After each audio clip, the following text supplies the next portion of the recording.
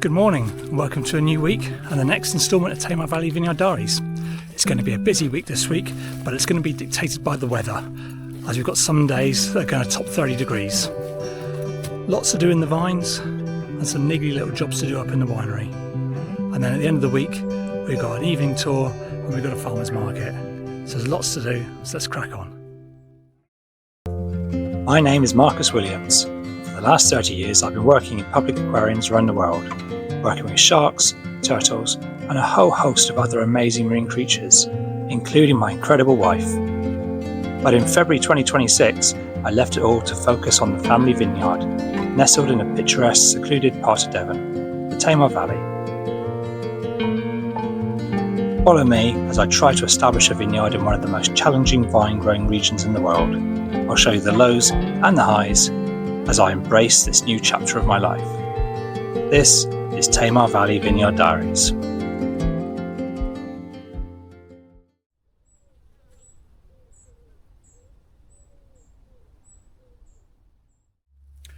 So last week we made great strides in installing the trellis posts in plot floor in our seyval blanc, and ideally we'd like to finish that this week. We've still got a few rows to do, maybe a day's work, but there's no way I'm going to do it in this temperature, so that can wait for a little bit.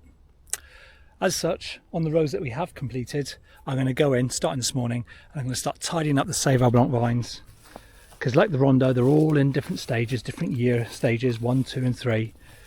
And also some of the wires here are actually a bit mixed up and on the wrong side of the posts, so we need to detach those and reattach them.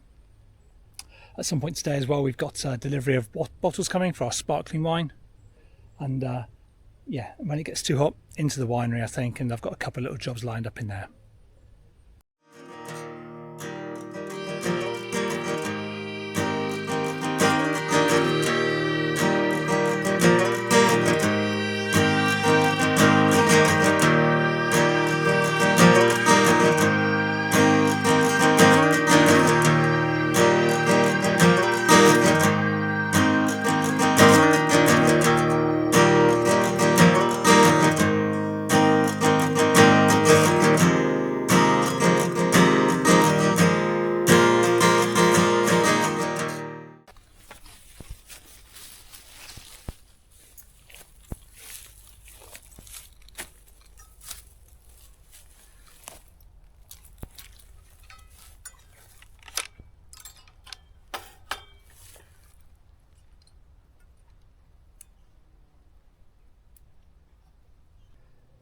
Is that the bottle delivery?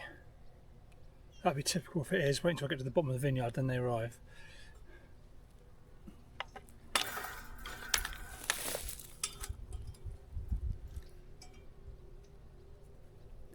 Right, so the problem we have here is the wires have become all twisted and mixed up. So I need to pull it back about halfway and then run it down again.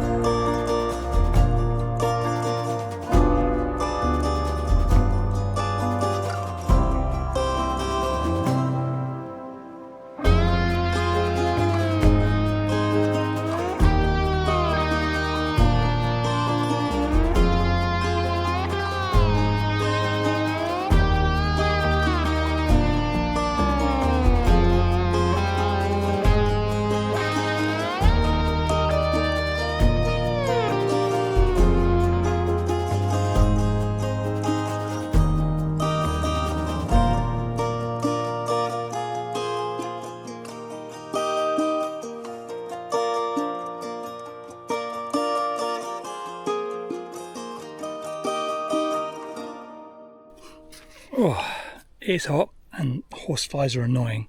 But anyway, what we're doing is we're assessing the seyval blanc vines the same way as that we assess the rondo vines. So in theory they should all be at like coming for year 3 now, but a lot of them aren't because we had so much damage from the snails and the slugs 2 years ago. Last year was hot, so they struggled to establish. So we've got a lot of vines which are like this, so still just growing up. And in an ideal world, by the end of this summer they'd get up to about here and we can chop them off, although with that one I'm not too sure about. But here's one that's doing the job, so we'll be able to trim that one off in a minute. We've also got quite a few that are like the next year on, so we've got, this is where we cut it back last year from that original stem, and we've got one shoot there, one shoot there, so that shoot will be tied down on this wire here, and then this shoot will be tied down the other side near the wire. That'll create a T shape. And then beyond that, where we have that T shape, the first, say, 2 or 3 shoots that come up from the base of the T, that's what we'll save for next year. Yeah, that doesn't make much sense. Horseflies. I'll try and find a suitable one and show you. So here's an example of a vine at the right year stage where it should be. So we've got the trunk coming up here, we've got a spur there, and we've got a spur there. And now coming off that spur, we've got 1, 2, 3 shoots going up there, and we've got 1, 2 shoots on this side going up there. So what we'll do at the end of this year when it comes to prune, we will, the shoot closest to the crown, we're going to do a couple of buds, that'll become a spur, and then the other shoot will be tied down onto the fruiting wire. And that's what we'll get our fruit from next year. So on this side, this will probably become a spur if it's thick enough, and then the next one will tie down onto the fruiting wire, and then the other one will get chopped off. Having said that, it was a real struggle to find an example in this plot, so they're 99% of them are behind that, so I doubt we'll take any crop off the seyval next year. Year after, maybe we'll take a small one, but it'll be the year after that really when all the vineyard will be up to speed. So it's going to take a while. Yeah, it's going to be 2031 really before we actually start getting proper crops of this, which is yeah, seems like a long way away.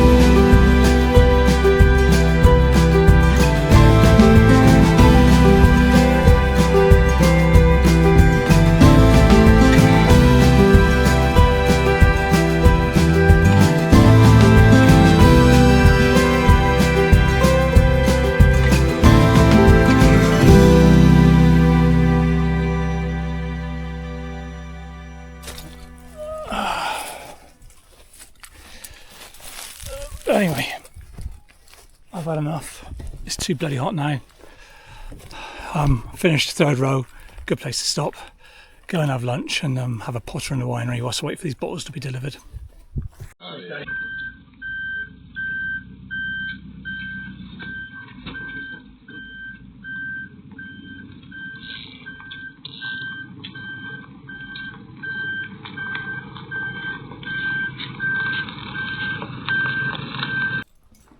So these are our bottles that we're going to use for our sparkling wine.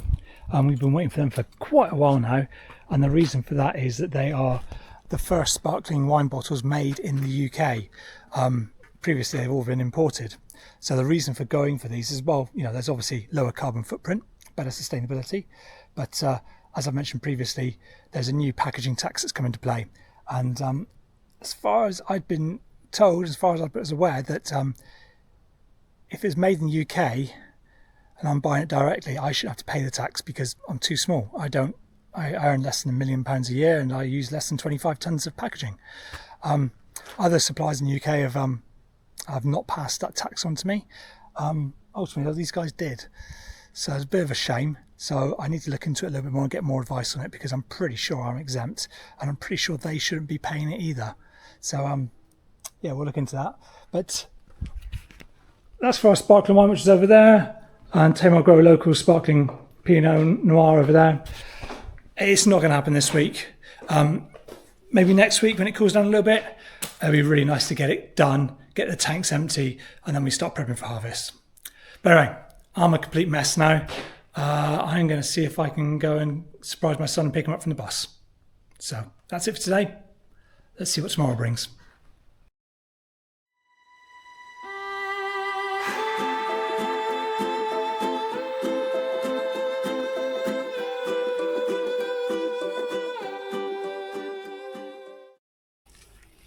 It's another hot one.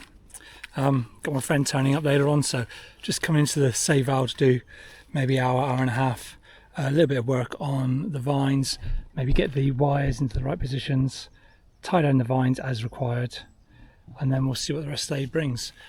Again, probably not a huge amount of vineyard work. We've got some work to do in the winery, got some bottles to count and sort out, so yeah, we'll get that sorted I think, and try not to overheat.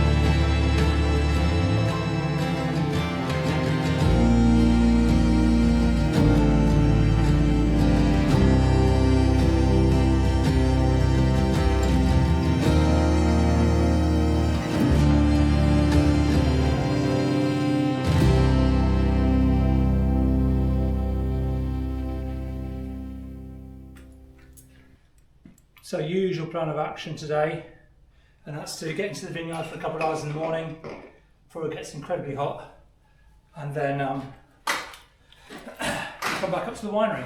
So what I'm doing here is we're going to disgorge these wines later on. So these are the 2023 and 2024 sparkling wines. So we've got to put them through the riddling process and then disgorge them just so that we can actually taste them.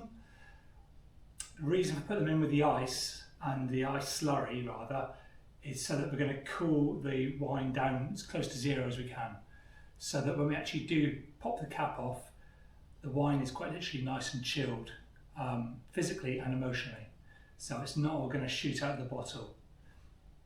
So we'll leave this here for a couple of hours, let them cool down whilst we're in the vines, and then around lunchtime we'll fire up the neck freezer and we'll start the process of disgorging these guys.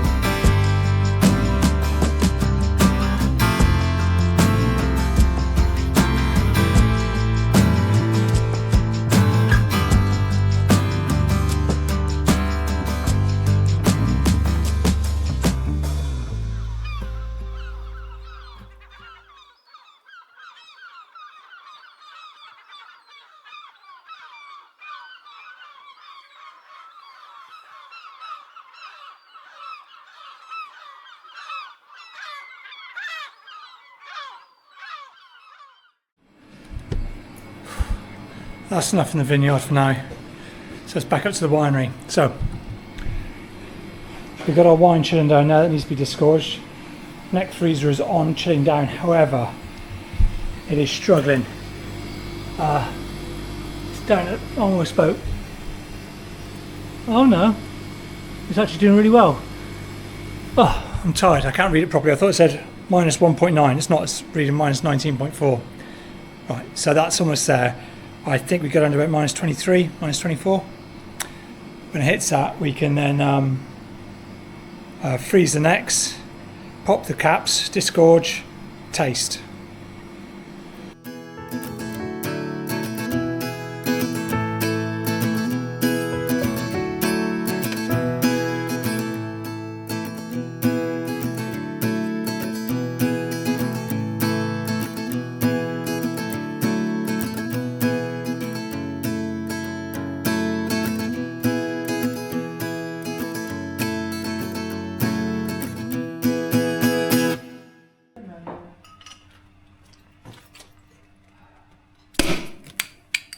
Well, that one's better.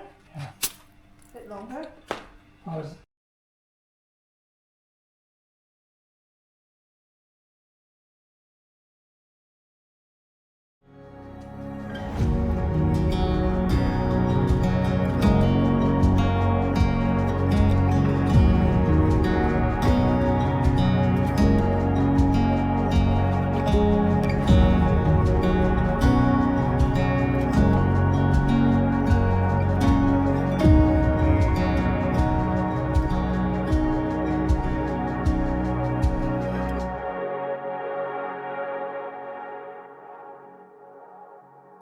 So I think there's a good chance I'm going to be heading back down again this evening, because I've got a bit of a dilemma. So as well as being very hot, it's actually quite humid at the moment. So I'm keen to actually get like a seaweed spray on there to kind of boost the immune system on the vines. The only problem is you can't spray in these sort of temperatures. It can actually damage the vines. So the best time to spray, really, looking at it, is probably early hours of tomorrow morning. So maybe 5-6 o'clock. So I might come down and spend the night in my little cabin in the woods and then get up early and spray. But that means that tonight I'll come down, I'll prep the tractor, get everything ready and take it from there. Normally I'd try and limit the amount of sprays we're doing. I'd do some leaf stripping and open up the canopy, and that also lets sunlight onto the berries to help them ripen. The only problem is it's so bloody hot at the moment that I'm worried that might get sunburn on the berries, so I'm limiting that for now. So yeah, bit of a dilemma, but I think it might be best to actually spray first thing, give the vine time to absorb it, take it in, and before it gets too hot.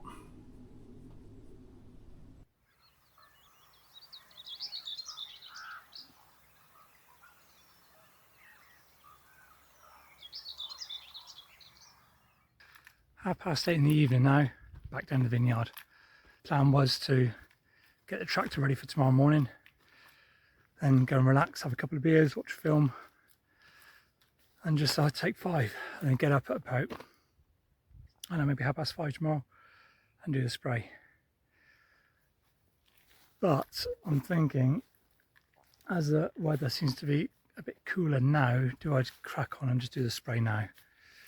So I'm just heading up to have a look at the temperature in the vineyard, and then I'll make a decision. So the temperature's about 25 at the moment, and unless I can think of a really good excuse not to do it, I think I'm going to have to spray now. One of the concerns I've got, or one of the things I've read up on, is that yeah, if you spray when it's too hot, the products that you spray on can actually undo damage to the vines. So if I spray tomorrow morning, it might have about 3 hours before it gets really hot. If I spray now, it might have a good 14 or 15 hours. So the plant can actually soak it in and do what it needs to do before it gets too hot. I was looking forward to my beer as well.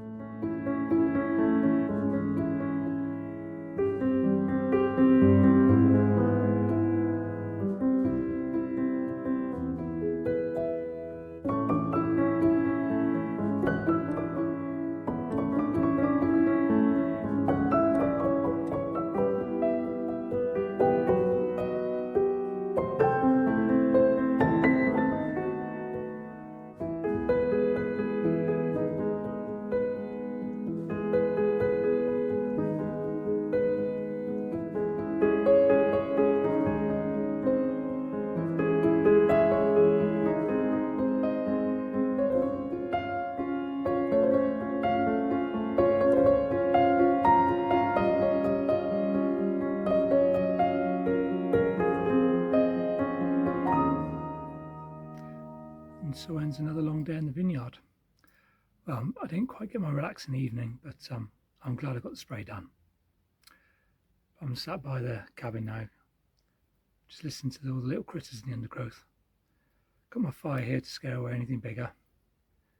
Can have a beer, a couple of snacks, and then yeah, have an easy morning, I think.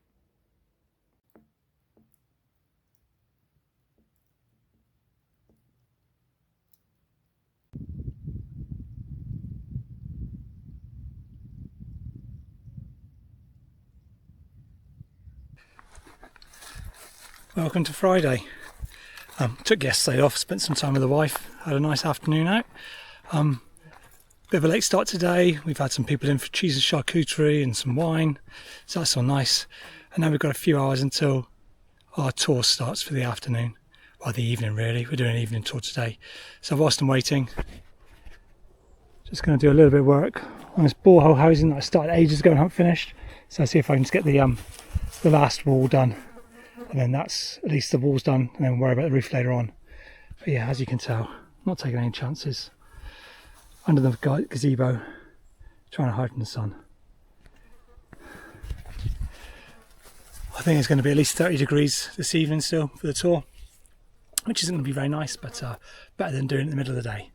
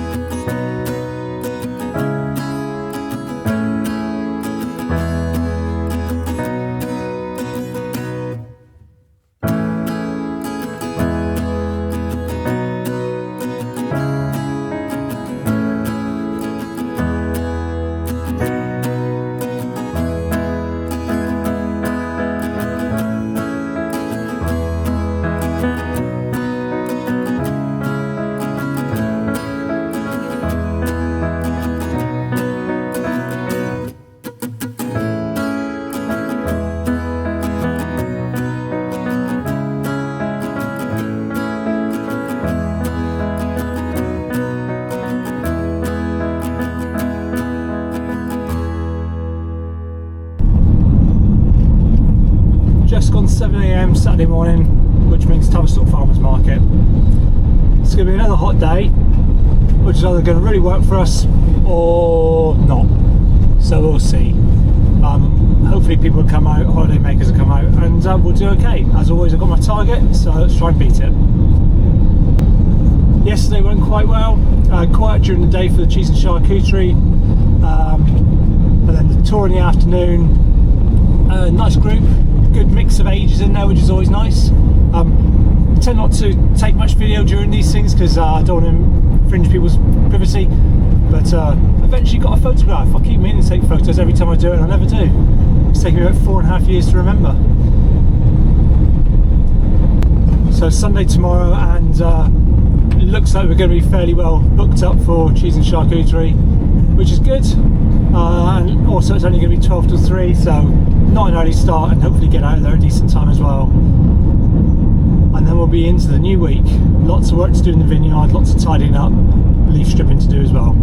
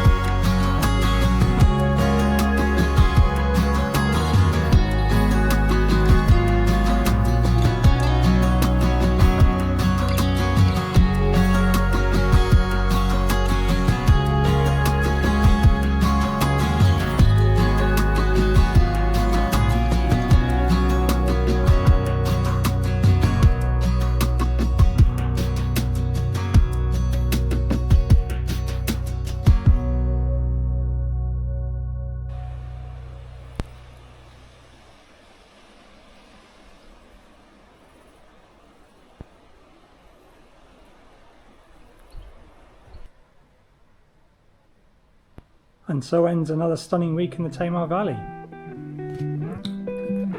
So we finish on a good day, cheese and charcuterie, happy people, lots of wine taken home.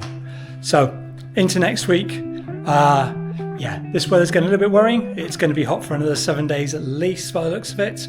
Some of the vines, some of the younger vines are starting to show a little bit of stress now. So last thing we want to do is actually have to go in there and water them, but we might have to consider that at some point.